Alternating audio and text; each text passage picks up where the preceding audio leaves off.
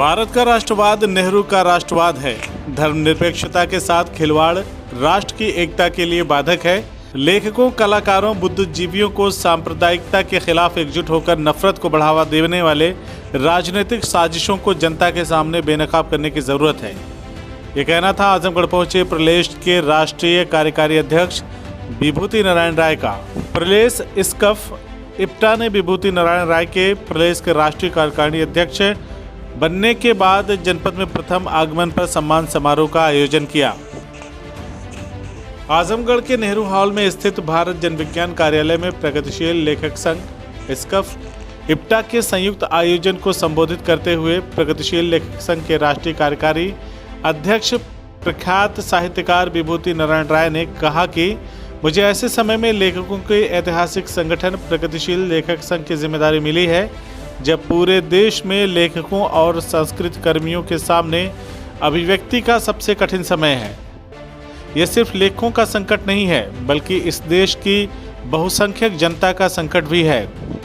उन्होंने कहा कि खास तरह की विचारधारा के लोग देश की बहुलतावादी और धर्मनिरपेक्ष संस्कृति को नष्ट करने में लगे हुए हैं। अनेकता और विविधता से भरे हमारे देश में सह अस्तित्व की भावना आरंभ से ही रही है और यही भारत की राष्ट्रीयता का आधार है, किंतु कट्टरपंथी राजनीति ने इसे गलत अर्थ और दिशा प्रदान कर दी है। इसीलिए संस्कृत कर्मियों और बुद्धिजीवियों का नागरिक दायित्व है कि वह इसका खुला विरोध करें। उन्होंने कहा कि आज शिक्षा का निजीकरण किया जा रहा है। कोई साधारण व्यक्ति उच्च शिक्षण संस्थाओं में अपने बच्चे को पढ़ाने की हैसियत खो बैठा है। उन्होंने ये भी कहा कि आजमगढ़ अंतर्राष्ट्रीय ख्याति के साहित्यकारों के लिए प्रसिद्ध रहा है। महापंडित राहुल संकृत्यायन हमारे गर्व और गौरव हैं। खुशी की बात है कि आजमगढ़ में एक विश्वविद्यालय बन रहा है। सरकार से हम सभी की मांग है कि यह विश्वविद्यालय राहुल जी जैसे प्रकांड विद्वान के नाम पर खोला जाए। उम्मीद करते हैं कि सरकार इस पर गौर करेगी। विभूति नारायण राय ने कहा कि राहुल जी के गांव कनेला को एक भव्य स्मारक के रूप में बनाने की ज़रूरत है और इसी के साथ साथ मौलाना शिबली नोमानी और हरियौत जी की जन्मस्थली को भी ऐसे ही विकसित किया जाए। यदि सरकार ऐसा नहीं कर पाती है तो जन सहयोग से यह काम हम लोग ही करके रहेंगे। ये जानकारी देते हुए उन्होंने बताया कि जलियांवाला बाग कांड की शताब्दी का यह वर्ष चल रहा है। प्रगतिशील लेखक संघ वहां एक बड़ा आयोजन करने जा रहा है जिसमें देश की विभिन्न भाषाओं के लेखक, संस्कृत कर्मी और बुद्धिजीवी हिस्सा लेंगे। इसकी विस्तृत सूचना जल्दी ही जारी की जाएगी। इस मौके पर डॉक्टर तारिक जमील अहमद, राहुल, मोहम्मद सऊद, ज्वाला प्रसाद, रमेश गिरी आदि मौजूद रहे। इस्कफ इप्टा आजमगढ़ के संरक्षक डॉक्टर राम नारायण राम ने सभी का आभार व्यक्त किया। कार्यक्रम का संयोजन और संचालन जितेंद्र हरिपांडे ने किया।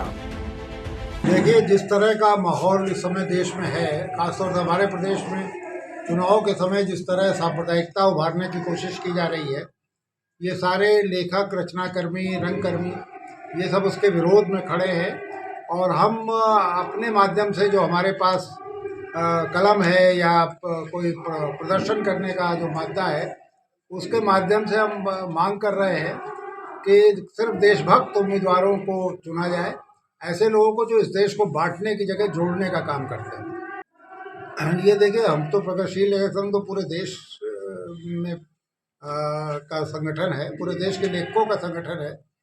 उत्तर प्रदेश में और ख़ास तौर से जहाँ जिन प्रदेशों में चुनाव हो रहा है वहाँ हमारी इकाइयाँ और इप्टा की इकाइयाँ ये सब लगातार सक्रिय है जनता को ये समझाने में कि सांप्रदायिकता के आधार पर अगर कोई आपके पास वोट मांगता है तो उसको समर्थन नहीं देना चाहिए।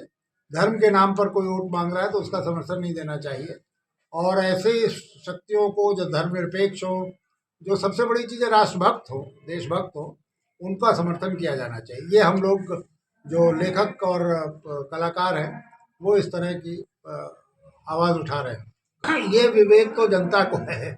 मुझे लगता है कि हम जानना चाहता हूँ सर आपसे कि जैसे आपने कहा कि रचना धर्मिता जैसे से जुड़े लोग जो कलाकार हैं या जो कलमकार हैं वो इस लड़ाई को, इस मुहिम को आगे बढ़ाएं ताकि देश बांटने वाले लोगों का को किनारे करके और सही उम्मीदवारों को, राष्ट्रभक्तों को चुना जा सके। तो ये जो कलमकार या कलाकार या जो लेखक हैं वो कितने कारगर साबित होंगे इस मुहिम में और राष्ट्रवाद और राष्ट्रभक्त की परिभाषा आपकी नज़र में क्या है? देखिए, कलाकार और लेखक कितने सफल साबित होंगे इसको क्वांटिफाई करना मुश्किल है। इसका कोई आप अर्थशास्त्र अरे मैथमेटिक्स की तरह 2+2 4 आप नहीं बता सकते। ये तो बहुत एक सटल किस्म का प्रभाव होता है जो जनमानस पे पड़ता है, जनता के साइकी पे पड़ता है, उनके मनोविज्ञान पे पड़ता है और काफ़ी हद तक हम सफल होते हैं। मैंने देखा कि जब भी सांप्रदायिकता के खिलाफ आवाज़ उठाई जाती है तो जनता उसको अच्छी तरह रिस्पॉन्ड करती है। और जहाँ तक राष्ट्रवाद और राष्ट्रभक्ति की बात है, देखिए हमारा जो राष्ट्रवाद है वो जवाहरलाल नेहरू का राष्ट्रवाद है, जिसमें कि पूरा देश जो है वो केवल भौगोलिक सीमाएं नहीं है। यहाँ रहने वाली उस ज़माने में जब जवाहरलाल नेहरू ने कहा था तब 30 करोड़ जनता थी, आज 130 करोड़ जनता है। तो ये पूरी 130 करोड़ जनता भारत है। जो इस जनता को बांटने का काम करेगा वो हमारे विचार से राष्ट्रवादी नहीं होगा। जो इस जनता को एक रखने का, इनमें आपस में प्रेम बढ़ाने का, आगे प्रगतिशील ढंग से इस जनता को सोचने के लिए प्रेरित करेगा, वो सही राष्ट्रवादी, ऐसा हम लोगों का मानना है। तो नेहरू के राष्ट्रवाद में और बीजेपी के राष्ट्रवाद में क्या अंतर है? देखिए, नेहरू का राष्ट्रवाद जोड़ता था। नेहरू का राष्ट्रवाद, जैसे मैंने आपसे कहा ना कि 30 करोड़ जनता को देश मानता था। वहाँ का देश जो था वो कश्मीर से कन्याकुमारी, अटक से कटक, ये जो भूगोल है सिर्फ यही देश नहीं था, बल्कि वहाँ रहने वाली जनता देश थी। दुर्भाग्य से बीजेपी की बहुत सारे कार्यक्रम, बीजेपी के पीछे जो राष्ट्रीय स्वयंसेवक संघ है उसकी विचारधारा, ये सब नेहरू की विचारधारा के एकदम विपरीत दिखाई देती है। तो हमें लगता है कि नेहरू का राष्ट्रवाद ज़्यादा जनता के हित में और देश के हित में है।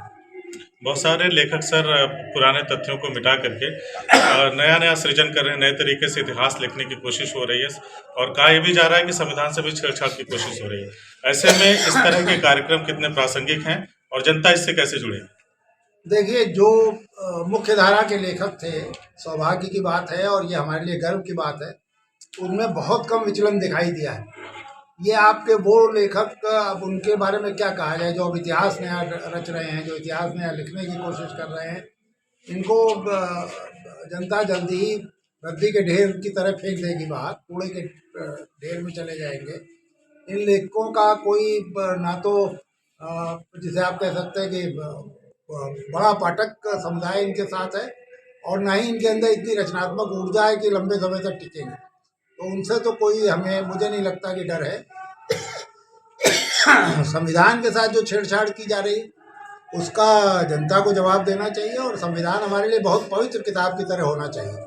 संविधान से छेड़छाड़ किसी भी तरह, खासतौर से संविधान की जो आत्मा है, देखिए संविधान में संशोधन हो सकता है, इसका प्राविधान संविधान ने ही दे रखा है, लेकिन संविधान की जो मूल आत्मा है जिसमें धर्मनिरपेक्षता एक बहुत बड़ा मूल्य है, तो धर्मनिरपेक्षता के साथ अगर कोई खिलवाड़ करेगा तो इसका मतलब वो देश की एकता के साथ खिलवाड़ कर रहा है, तो वहाँ उसे हमें सफल नहीं होने देना चाहिए। CIB इंडिया न्यूज की सभी खबरों को देखने के लिए लाल रंग की बटन को दबाकर चैनल को सब्सक्राइब जरूर करें, घंटी जरूर दबाएं ताकि हमारी सभी खबरों के नोटिफिकेशंस आप तक पहुंचते रहें।